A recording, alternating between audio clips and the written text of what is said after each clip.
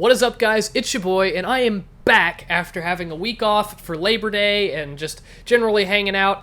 During that time, I got sick, so if I'm sounding a little rough, that's probably why. But during that time, when I was sick and laying on my bed and not doing anything, I had the opportunity to watch a little show that I'm sure many of you have heard of, called Jojo's Bizarre Adventure. On September 1st, they released 12 new episodes of the show all at once on Netflix, the new home of Jojo's Bizarre Adventure, much to many people's chagrin.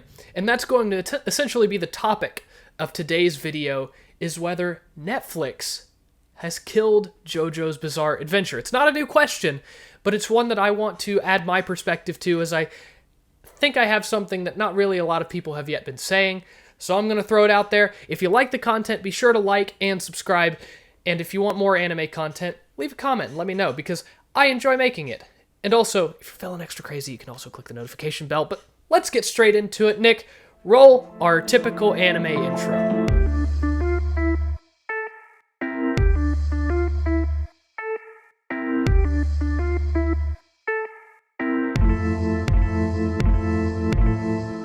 Alright, so if you've been online and you're a fan of JoJo's, you might be a part of some subreddits or Twitter communities or what have you that talk about JoJo's Bizarre Adventure, and many of them will say the same kind of thing, and that's that JoJo's Bizarre Adventure, the hype has been absolutely demolished outside of JoJo's fans, and essentially there's no hype left for the show in general.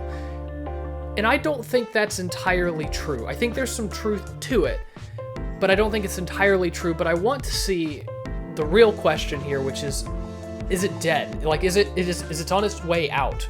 Is JoJo's as an anime slowly dying? And I think that it's a legitimate question to ask, because if you only have your core fan base left and you're not getting bigger communities kind of picking up on your content, then it's going to kind of trickle away, and maybe the budget won't be as big, or there's a lack of financing because you don't have as many fans as you used to.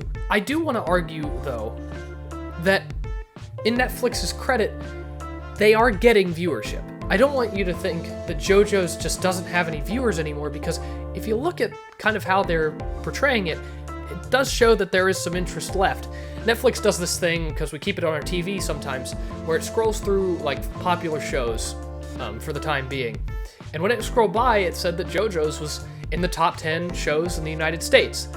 That's pretty good. You have to say that there's viewership there if it's in the top 10 in the United States. But does that translate to being worth millions upon millions of dollars for new seasons?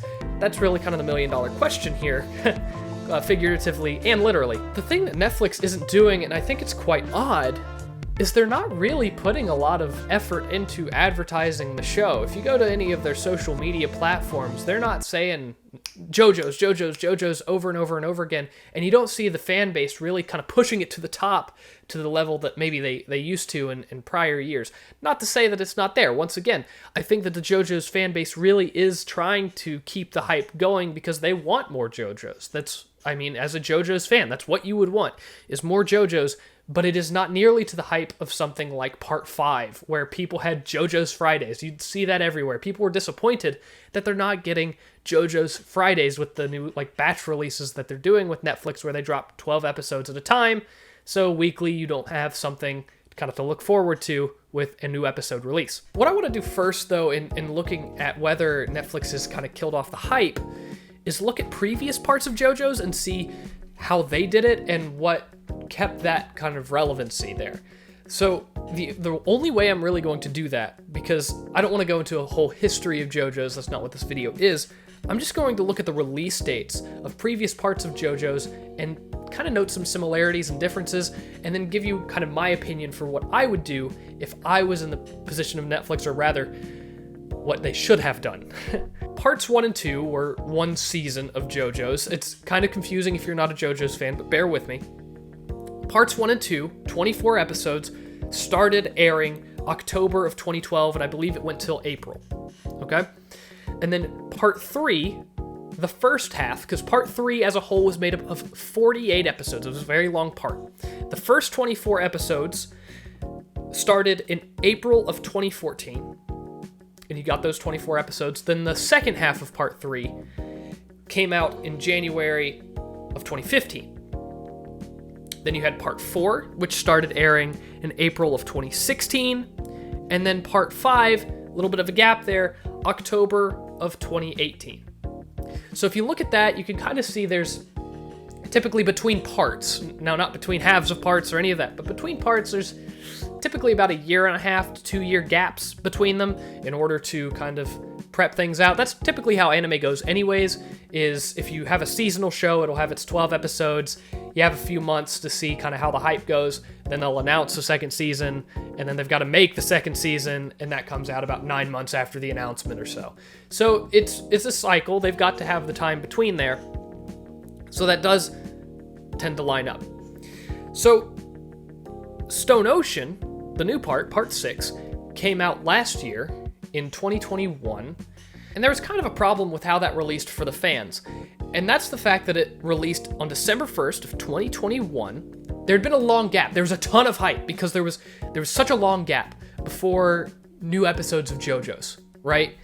And then people kind of heard that Netflix had gotten the rights, and they were like, well, it's okay, like, we understand that Netflix might not have anime as a specialty, but we'll give them the light of day. People were willing to do that because they wanted to see more JoJo's, and it had been so long since they've had JoJo's. 3 years is the longest gap that there had been. And then they release it, and it's 12 episodes. And people initially kind of didn't have a problem with this either, but it was the wait that got them concerned. Let me explain. Beforehand, you had it to where people in Japan were getting an episode weekly for 12 weeks, right? So we got them all right before Japan got them. And so we could watch all 12 episodes before Japan even got to see 2. And that's what most people did. And so people kind of expected once those first 12 episodes ended, then we'd get kind of the next 12 in the same kind of similar batch release in, say, March or April, whenever those first 12 were completely out. But that didn't happen. And people were kind of concerned with how that was going, like what's the holdup for JoJo's right now. And with that, they kind of got impatient. And then their impatience just turned into a, what's the deal, Netflix? Where's our release date? We need a release date come April or May. And then Netflix was like, it's coming later in the fall. And people kind of started to sit back in their chairs and they kind of had to cope with the fact that they had to wait, right? And this is where the Netflix really kind of became the antagonist of the situation. I look at this and I think to myself, well, is that not all bad? What about part 3, right? Because you had kind of batch releases for that in a way. I mean, yes, they didn't drop all at once, but what about part 3? Because it had 2 separate parts, 2 24-episode parts. Well, it released starting in April of 2014, doing weekly releases for months, and then started up again in January of 2015. It had a very short gap between the waiting periods, much shorter than Stone Ocean, and it had simulcast for the first time. That is where they introduced it, where an hour after Japan, you got JoJo's. And so people had a lot to look forward to with Stardust Crusaders Part 3, because there wasn't much of a gap and you got it an hour after Japan. And a lot of people really, really liked that. With Stone Ocean, you get half that amount of episodes and triple the wait. And so people were kind of wondering, maybe they've got some big thing planned or something of that nature. But no. When the new batch came out, September 1st, it was 12 episodes. No new opening or ending, just continuing the story. There was nothing inherently special about it. It was just continuing where the first 12 episodes left off. And this is where I think Netflix messed up.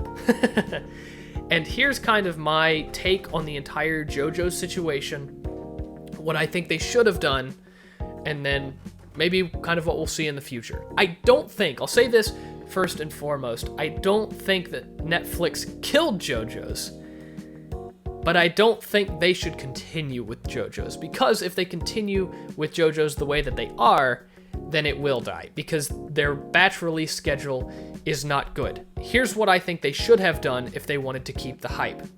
They should have delayed JoJo's an extra year. Now, wait, before you get all up in arms, because I know that's like, delayed it. We've waited 3 years. Yes, you had, and I understand that. But I would rather them have released the first 24 episodes in a single batch, because the coherency of the story, with the way that it was with the first 12 and then the second 12, it felt like it was not a continuation, but rather the story was pieced. It was broken up. And so if you had those first 24 episodes, at the end of the 24th episode, you have a coherent cliffhanger and something to look forward to. With the first 12 episodes, you kind of had that. You had a little bit of a cliffhanger, but the 24th episode really has this is the first half of the show ending feel to it. And I think if Netflix had just been able to keep quiet and delay things a little bit longer, they could have kept the hype going, but they didn't do that. And I think they're kind of seeing the consequences of that now. Netflix was going to release this as bingeable content anyways. There was no way they were going to do a weekly release. That's just not how Netflix does these kinds of things. And they also just don't deal in anime. They don't understand what anime fans really want. And it keeps proving true in all the live action adaptations and all this stuff that they're doing. They're trying to get in the business of anime, but they prove time and time again they don't understand the business of anime. And so at this point, while I'd say Netflix has not killed JoJo's, they have effectively ruined a lot of what hype there could have been for the show. That all said, I still look forward to JoJo's. I'm still going to be watching it, and I hope that part 6 turns out just as epic as everybody who has read the manga and has told me about it says it's going to be. I've heard it's going to be a great part, and I hope that David Productions still holds to that. But contractually, if they do another 12 episodes and it cuts the story again, it's just going to ruin the hype that much more. So, that's all to say. I guess we'll just have to wait for part 7 to see if it gets out of Netflix's hands. If it does, great. If not, well, we'll see if they can manage it a little bit better. But that's all I've got for you today. I hope you enjoyed this little piece of my insight. If you agree with it, leave a comment. If you disagree with it, leave a comment. I'd love to know what you guys think. And all of that said, it's been Jelswick, and I'll see you guys in the next video.